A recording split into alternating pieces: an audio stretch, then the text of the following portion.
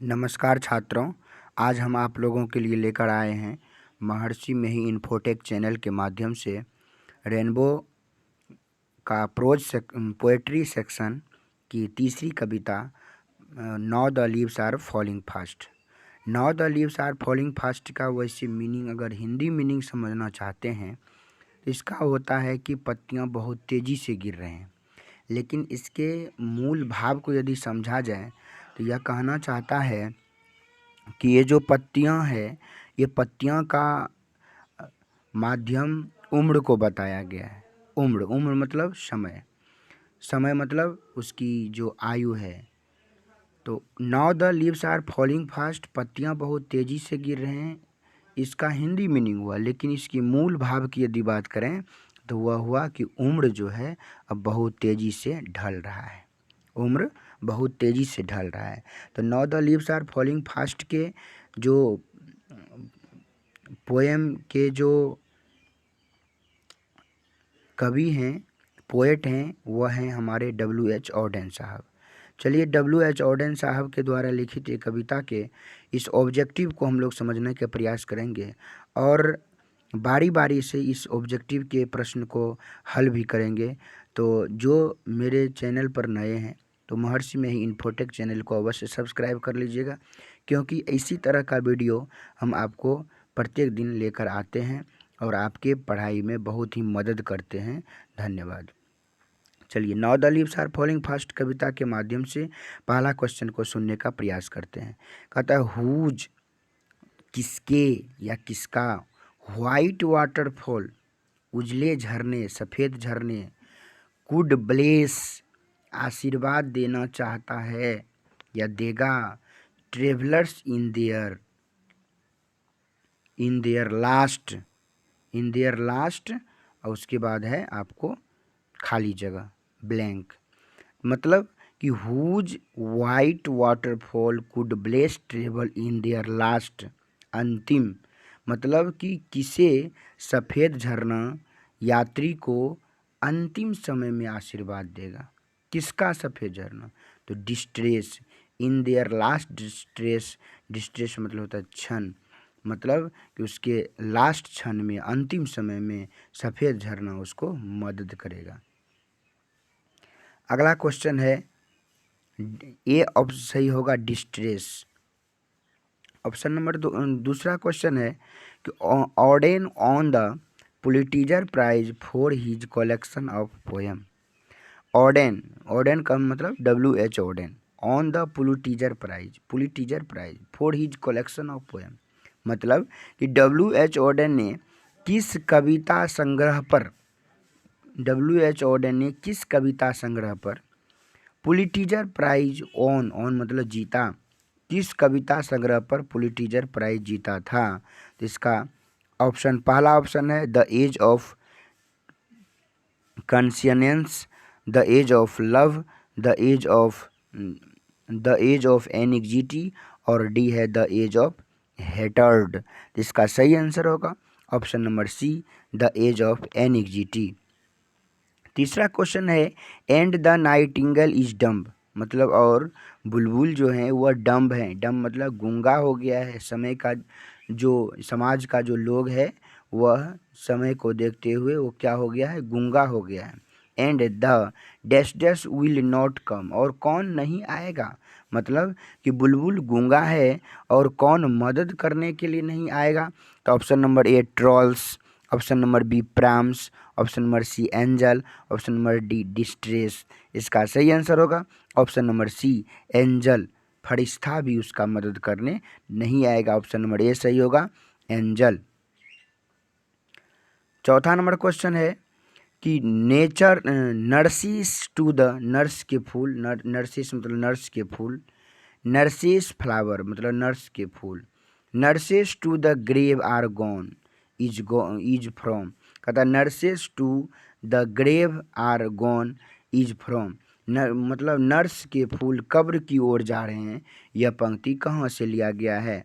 Option number A an epitaph, option number B fire him, option number C now the leaves are falling fast, option number D the soldier. तो अभी हम लोग पढ़ रहे हैं कविता now the leaves are falling fast, और ये जो पंक्ति है यह भी now the leaves are falling fast के से कविता से लिया गया है। तो ऑप्शन नंबर सी सही होगा, now the leaves are falling fast. 5वां नंबर क्वेश्चन है कि W.H. Auden on the dash dash prize in 1948। कहता W.H. Auden ने किस प्राइज को 1948 में जीता था? Option number A Pulitzer prize, option number B nun Booker, option number C Nobel, option number D Sahitya academy. इसका सही आंसर होगा option number A Pulitzer prize 1948 में जीता था, और द एज ऑफ एनेक्जिटी पर जीता था, जो ऑब्जेक्टिव आपको पहले बता चुके हैं। 6ठा क्वेश्चन है एंड द एक्टिव हैंड्स, काम काज करने वाले हाथ। And the active hands must dash dash lonely on the separate knees. कहता है काम करने वाले हाथ और घुटने निश्चित रूप से एक दिन क्या हो जाएंगे? Option number A die, option number B plug, option number C freeze, option number D snatch. ये जो ऑप्शन नंबर सी सही होगा फ्रीज, काम करने वाले जो हाथ है और काम करने वाले जो घुटना है एक दिन निश्चित रूप से यह क्या हो जाएंगे? फ्रीज हो जाएंगे, जम जाएंगे। 7वां नंबर क्वेश्चन है W.H. Auden has written the poem. W.H. Auden ने कौन सी कविता को लिखा है? Option number A sweetest love I do not go, option number B song of myself, option number C now the leaves are falling fast, option number D ode to autumn. इसका सही answer होगा option number C now the leaves are falling fast. The prams are, prams मतलब होता है गाड़ियाँ, मतलब गाड़ियाँ का अर्थ होता है यहाँ पर समय। द प्रॉम्स आर गाड़ियाँ या समय क्या कर रही है? Option number A running, option number B standing, option number C lying, option number D rolling. ये जो समय की जो गाड़ी है वह बहुत तेजी रफ्तार से चल रही है, वो रोलिंग, ऑप्शन नंबर डी सही होगा रोलिंग।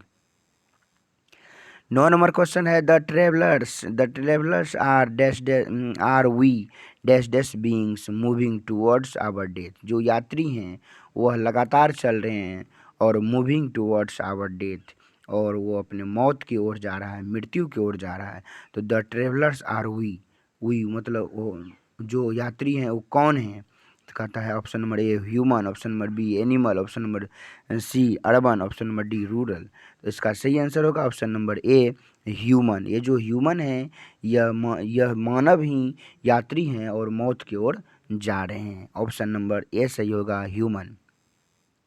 10वां नंबर क्वेश्चन है कि human life is no better than. मानव का जो जीवन है वह किससे अच्छा नहीं है? किससे अच्छा नहीं है? मानव का जीवन किससे अच्छा नहीं है? तो option number A life, option number B death, option number C journey, option number D. तो मानव का जो जीवन है वह डेथ मतलब मृत्यु से अच्छा नहीं है। ऑप्शन नंबर बी सही होगा। 11वां नंबर क्वेश्चन है the leaves are falling fast. ये जो पत्तियां हैं कैसे गिर रहे हैं? The leaves are falling fast, ये पत्तियां कैसे गिर रहे हैं? तो option number A slow, option number B soon, option number C fast, option number D none of these. अब तो बता रहे हैं the leaves are falling fast, तो ये ऑप्शन नंबर सी सही होगा fast. Trees shade there leaves. कहता है वृक्ष अपना पत्तियां कब गिराता है? शेड मतलब गिरा देता है, लीव्स मतलब पत्तियां, देयर में से अपनी जो वृक्ष है अपनी पत्तियां कब गिराता है? Option number A rain, option number B summer, option number C winter, option number D autumn. ये ऑप्शन नंबर डी सही होगा ऑटम। ऑटम के समय में पत्तियां खुद वृक्ष अपना खुद पत्तियां गिरा देता है। ऑप्शन नंबर डी सही होगा। 13 नंबर क्वेश्चन है leaves of grass is collection of the poem. The leaves of जो ग्रास है यह आपको यह ऑब्जेक्टिव दूसरे चैप्टर से आ गया है। ये वॉल्ट विटमैन साहब का लिखा हुआ लीव्स ऑफ ग्रास जो है, यह लीव्स ऑफ ग्रास जो है यह वॉल्ट विटमैन साहब का लिखा गया है। तो ऑप्शन नंबर डी सही होगा वॉल्ट विटमैन। 14 में the line and the prams go rolling on. कहता है जो प्राम्स हैं गाड़ियाँ हैं वो चिता पर चल रहे हैं, मतलब मानव की जो गाड़ी है, मानव रूपी गाड़ी अब कहाँ पर चलेंगे? चिता पर चलेंगे। इज फ्रॉम कहाँ से लिया गया है? And the proms go rolling on पंक्ति कहाँ से लिया गया है? तो option number A snack, option number B to autumn, option number C now the leaves are falling fast, यहाँ पर नन हो गया, नाउ होगा, NOW नाउ होगा। Now the leaves are falling fast, option number D fire him, तो इसका सही आंसर होगा option number C, now the leaves are falling fast. 15 number question है, the line and the Nightingale is dumb is taken from. ये जो Nightingale है, जो बुलबुल है, यह गूंगा है, यह कहाँ से लिया गया है, यह पंक्ति कहाँ से लिया गया है? Option number A fire him, option number B ode to autumn, option number C now the leaves are falling fast, option number D sweetest love I do not go. इसका सही आंसर होगा option number C, now the leaves are falling fast. 16 number question है, now the leaves are falling fast is written by. Now the leaves are falling fast कविता कहाँ किसने लिखा? इसका सही आंसर होगा, इसका ऑप्शन है WH Auden, option number B DH Lawrence, option number C TS Eliot, option number D WB Yeats. इसका सही आंसर होगा WH Auden, option number A सही होगा WH ऑडेन। 17 नंबर क्वेश्चन है, who run scolding for their food in now the dash dash human life. मतलब अब भोजन के लिए डांटते फिरते हैं, run scolding of their food, भोजन के लिए डांटते फिरते हैं, नाउ अब मानव जीवन की किस्में है? तो option number A frustration, option number B happiness, option number C confusion, option number D knowledge. इसका सही आंसर होगा option number A frustration. Frustration मतलब निराशा, मानव जीवन अब जो है निराशा में चले गए हैं, तो ऑप्शन नंबर ए सही होगा फ्रस्ट्रेशन। 18 नंबर क्वेश्चन है कि who is dumb in now the leaves are falling fast. Now the leaves are falling fast कविता में गूंगा कौन है? तो option number A angel, option number B poet, option number C trees, option number D nightingale. आपका सही answer होगा option number D Nightingale, बुलबुल जो है वह गूंगा है, ऑप्शन नंबर डी सही होगा नाइटिंगल। 19 नंबर क्वेश्चन है कि now the leaves are falling fast, now the leaves are falling के बाद फास्ट लगेगा, तो ऑप्शन नंबर बी सही होगा फास्ट, ऑप्शन नंबर बी सही होगा फास्ट। 20 नंबर क्वेश्चन है कि who will not come for he help, कहता है कौन उसकी मदद करने के लिए नहीं आएगा?